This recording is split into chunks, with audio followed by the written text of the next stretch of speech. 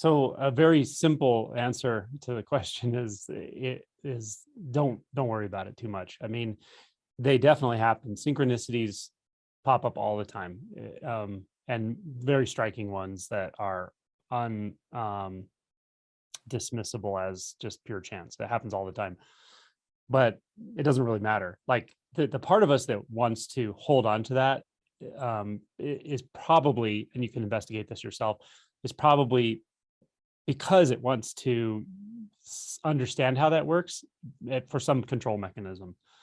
But when we see that, like, yeah, there are synchronicities, but we can't control, we're not in control, and we can't predict them necessarily to try to, give ourselves a leg up, or give ourselves an orientation that makes us feel more comfortable with how things are, or where things are.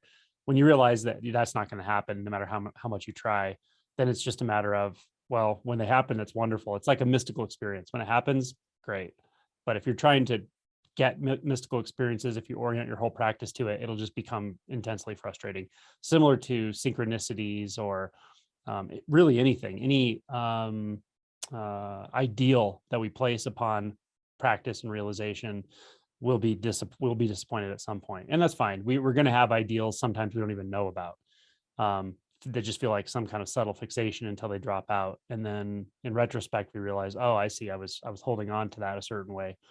This is probably something like that.